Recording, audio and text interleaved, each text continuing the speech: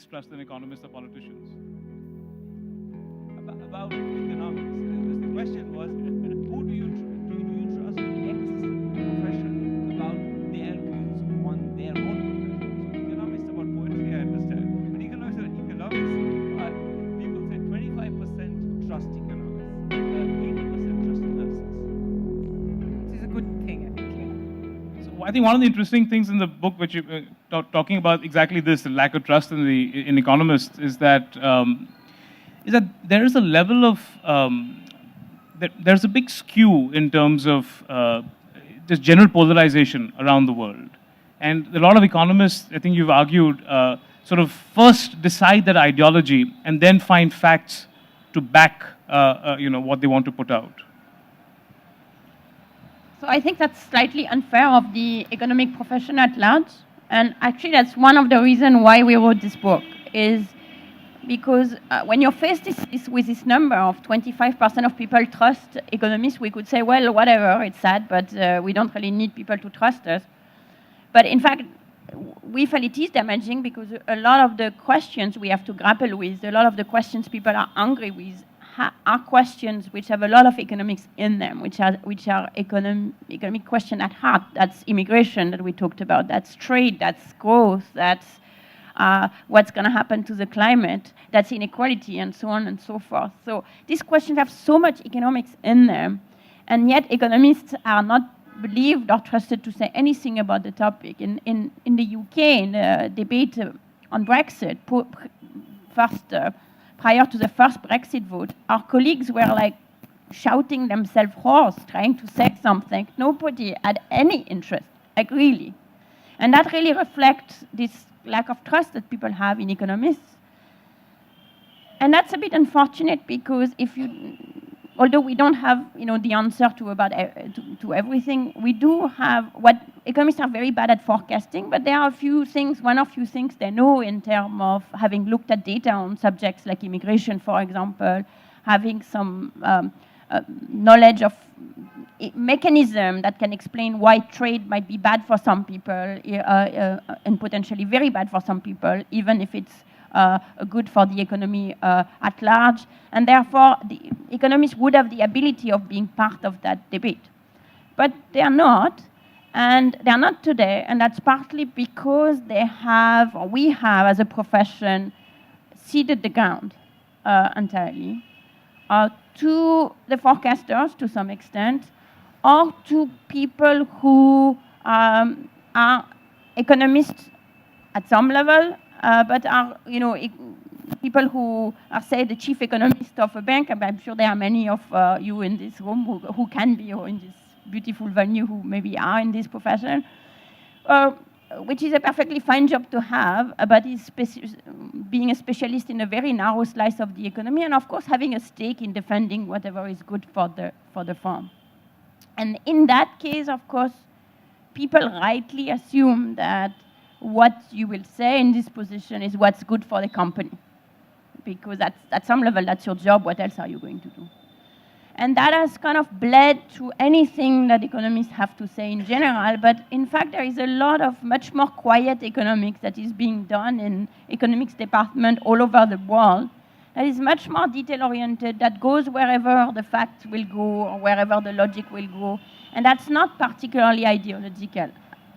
And that's a little bit the voice that we wanted to give to in this book, that we wanted to make people hear in this book. Now, why are economists shy, not speaking in public? I think to some extent it's because we don't have enough confidence in the ability of people to listen to us and to listen to the full argument. And there is a tendency of, if we say something a little bit complicated that takes more than 2 sentences to explain, people are going to be confused. And I think that's, from our experience, talking about this book, talking about the previous book, it's totally untrue. That if you're taking people with you in the reasoning, they are perfectly capable to go there. And the fact that we have not been willing to do that, we have instead kind of kept it simple and left the ground to the most ideological in the economics profession. The only people who are willing to speak are the people who have a very clear message. He's not doing a favor to the profession, which is fine at some level, but he's also not doing a favor to to society and the world, which is much more of an issue. Certainly the GDP number isn't reliable. The GDP number, let me say two things, okay? One thing is that I don't believe in GDP numbers even at the best of times, even when there is no, I mean, just the way GDP is computed, the amount of, what goes into that sausage is worth actually advertising. Because one of the things you do is, if you want to know what is how do you know the informal sector GDP? There's, 85% or 80% of the population are in the informal sector. They're, making pakoras on the streets of Bombay. How do you know how much output they're producing? You don't. The way you know it is every 5 years we do a survey. The NSS does a survey where it measures the output of the informal sector, and it creates a ratio between that and the output of the formal sector. And our assumption is that that ratio is stable, like exactly stable over time. So we take the formal sector GDP, the one that comes from the IIP and things like that, and we multiply by a constant to get the informal sector GDP. That number has no reason to be constant. I mean, like, it goes up and down. All kinds of things happen. People, pakoras don't want to eat pakoras anymore or whatever. And how could that number be? So it's really a piece of guesswork. And within the margin of error has to be several percentage points, not 0.06%. We do these small corrections. So, I mean, I don't, so just to say that I don't think one should ever invest too much emotion into what GDP constitutes. Now, beyond that, you could also worry, I mean, I think Arvind Subramanian has been making the point that if you look at every macro statistic other than GDP, this looks like 1991. Everything, the GDP, the exports are shrinking, the imports are shrinking, the investment is not happening. So that looks like 1991. That's a year where GDP shrunk. So, we don't look like an economy which is growing fast, but nothing else is happening that looks like an economy that's growing fast. So I think that point is, maybe is wrong. Maybe we have some, as Seema said, there's some miracle in our DNA. But if not, we should at least take a pause and think about what those numbers mean. I think one thing that's, worth emphasizing is that the real estate sector played an incredibly important role in connecting rural India with urban India. It's the one place where you are unskilled labor from, Murshidabad district in West Bengal. Where are you working? You're in a real estate job in Surat. And this was a very large transmission mechanism for the urban growth. So real estate has slowed massively. So I think one clear marker of what has happened in India is that real estate has slowed. And when real estate slows, those jobs go away. And these young men who were working in real estate, from all over India, North India basically, are now going back and sitting in their village and wondering when this will revive. So I think that's a key change that I think has probably some connection to the fact that, the fact you mentioned, which is that if you look at the NSS, the National Sample Survey, which is sort of year after year gives us roughly the average consumption spending. The average consumption spending for the first time in known history or recent history has gone down between 2014 and 2018. That's a number that never goes down.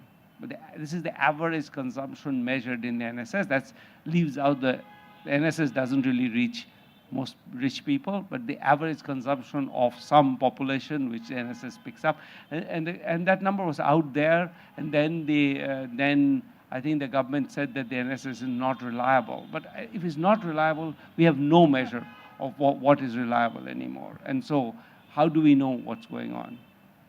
And one of the things that I think that come out from your experiments is again counterintuitive. The idea of giving money doesn't really work. That you've proven is not the case. That it does work to actually give a dole. Right. Let me resist the word dole. I think that's the starting point of the problem, in a sense. I want to, I think what we know is that first, that there's now any number of actually randomized controlled trials all over the world where people were given a certain amount of money and there was no obligation to work for it. And what you find, and we looked at this quite carefully, and we find that there is absolutely no correlation between getting that money and how hard you work. So it's not the case that people, when they get money, they just sort of start, sitting on their asses and dreaming. In fact, I think if you look at the evidence, we did one experiment in Ghana, which was very carefully designed to measure productivity. So we actually set up a factory in Ghana where these women were given, basically not factory, but like a production line. They were given cut clothes, cut bags, and were asked to stitch them. And the reason we did it was we wanted to measure productivity very carefully. We had 117,000 bags produced. What that showed was, in fact, that women who got a little bit of extra cash, whose life was a little bit, maybe the pressure was a little less on them, they were actually more productive. They were not lazier, if anything, quite the opposite. And I think we've done similar interventions also in a number of different countries, in particular interventions where people who were, I think, deemed to be hopeless, the poorest of the poor, women who had no education, and were given assets and a little bit of encouragement. And we look at them 10 years later. In India, we've done this, and in Bangladesh, this has been done. So you can follow them for 10 years. 10 years later, these women are substantially richer than the control group, the people who didn't get it. And they are happier, their children are more likely to be educated, they're healthier, in every dimension. And this, in other words, one push, and these people actually stay better off forever, pretty much. And do you think the way we live our lives, the way India is structured, the way our politics is structured, the way our conversations are structured, it's completely opposite of China? There is a lot of free speech. There's a lot of just general, challenge of anything that is said. Do you think that's coming at a cost of growth? I don't think so. I think that, in a sense, I would say that the Chinese are actually much more hard-headed about failure. They recognize their own failures much more than we do. We really are a little bit unwilling to accept that, large projects that the government does have failed in one way or the other. The Chinese are much more upfront about the fact that they tried something, it didn't work. I mean, this is the culture they built from Deng Xiaoping onwards of actually admitting failure. And I think it's very important to admit failure. There's no reason why everything the government does has to succeed. But if you don't acknowledge failure, you keep schemes going that have no reason. There's I think Sewa did a count of the number of schemes in welfare schemes in government, and it goes into the 500s. I mean, there's just any number of schemes there. Nobody even knows. You ask the Ministry of Rural Development to name the schemes that they have, they couldn't do it. I mean, it's a scheme after scheme after scheme. These schemes don't necessarily do anything, but nobody ever cancels them because, that's a loss of faith. So I don't think we are particularly more transparent about, we shout a lot, but it's not that we actually kind of look into the details of what's happening and say, look, this one is not working. Why are you running this? So I'm not sure we are more of a, in the relevant sense, I don't know how much more of an open society we are. People keep looking at China. Every time we say India is not doing well, we start getting a little bit, introspective. Look at China and say, what are they doing right? I mean, there's a bunch of things that China has done right. I'm not sure they're the ones that we necessarily want to emulate. China has a much better labor force. Their real wages are only beginning to go up past ours, and their productivity levels are much higher, partly because their education and their health is better. So I think we could do what the Chinese did, which is invest much better in education and health. Or, we invest less and we invest less well. So I think that we certainly could do with a better fed, better, healthier, more enterprising, more educated labor force, for example. And I mean, now, most things that China does, I don't know that there's a sense in which you can do that. Is really, I think, point we make in the book is that China is not a recipe. It's kind of a set of guesses that they made, which happened to pan out. If those guesses, you asked some economists in 1985 or 89 whether those guesses are going to pan out, they would say no. In fact, the Wall Street Journal explicitly did that. In 89, the Wall Street Journal took on to predict what are the great successes, future successes and failures. And the successes were Zimbabwe. I'll let you absorb that one. Well, they got one right, which is Bangladesh. They actually predicted Bangladesh. And one of the countries that is going to be, held down by the chains of communism is going to be China. So China was going to fail. So I think that, but I think there's an important truth in that, which is that no one looking at China, even today, if you told them and didn't tell them what happened in China, said, do you expect an economy where the government controls the entire banking sector pretty much, and 65% of the capital stock is in the government sector, is going to be the fastest growing large economy in the world? The answer most people will say is no, no way. I mean, that's not possible. So I think that China is such a remarkable example. In some sense, it confounds everything we know. So I think saying that, do like China is sort of like saying, play cricket like Sachin Tendulkar. Everybody should play cricket like Sachin Tendulkar, but most of us can't. You can't imagine a setup where China has an RTI. Isn't that a distraction? I mean, I'm just arguing from the administrator's perspective. One other thing that happens in China is that maybe unfairly, but many people, when they are found to be corrupt, they get executed. It's not something I want us to emulate, but you can also, if you set up the incentives China has the ability to set up incentives in a very different way. We have the RTI partly because we need some way of pinning down what's happening in government. Otherwise, the government is famously non-transparent. So I do think that the RTI adds enormous amount of value to our political culture. That it's one place where we can ask hard questions about the government. And if the government, the Chinese Communist Party, in a sense, acts as a kind of extra check on all these things, I'm not sure how good a job it does.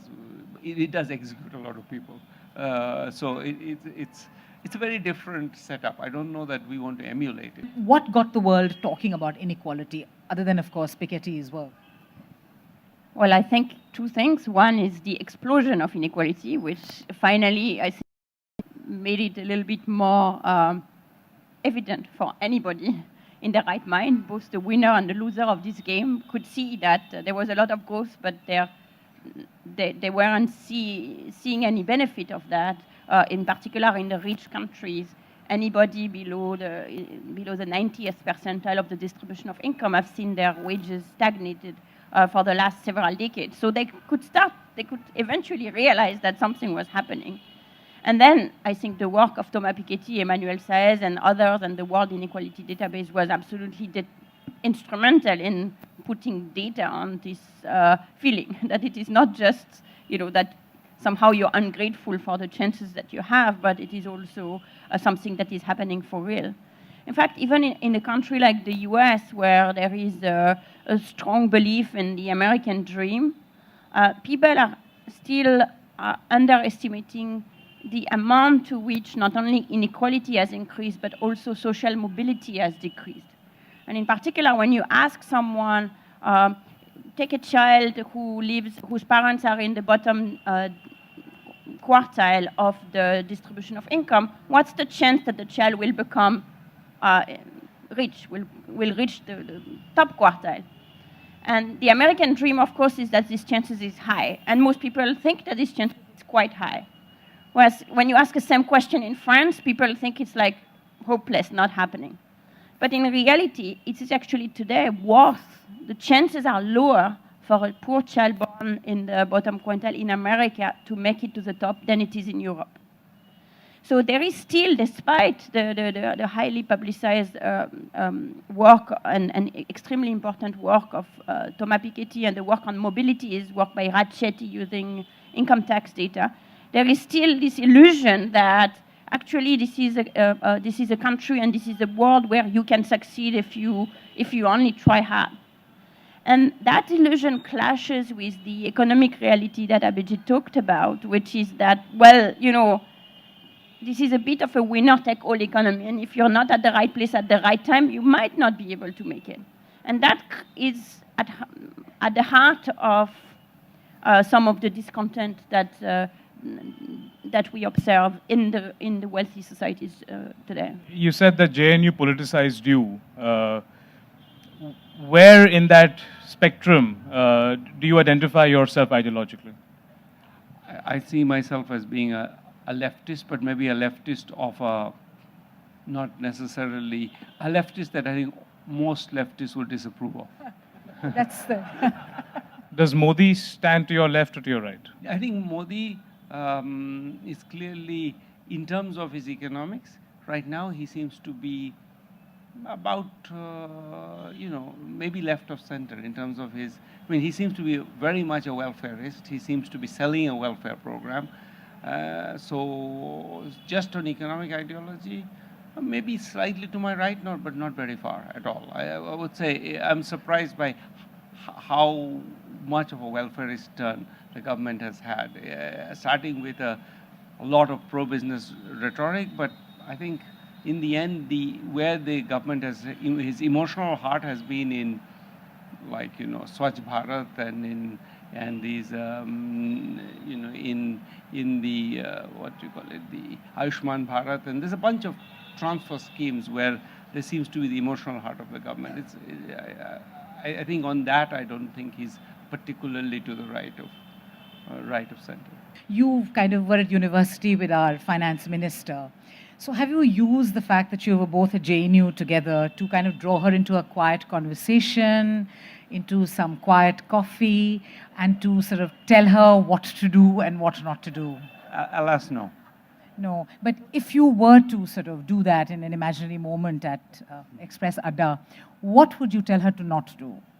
Well, so I think I've not been shy to say that. I think one thing I would have told her not to do was to cut corporate taxes. I don't think that's what's going to save the Indian economy right now. I think the corporate sector is sitting on a bunch of cash, actually, and is not using it for a very good reason, which is that there's no demand in the economy, and you don't use your money when there's no demand in the economy. So I think that the critical problem in the economy is demand, and you definitely want to stimulate demand, and at the risk of being censored by my macroeconomist friends, I would say right now, forget about the budget deficit and the deficit target. In any case, we have forgotten about it. It's not that our it's budget, soaring. I mean, we have a fictitious kind of accounting system in which we always meet our targets, but I think we can just kind of forget about it and forget about the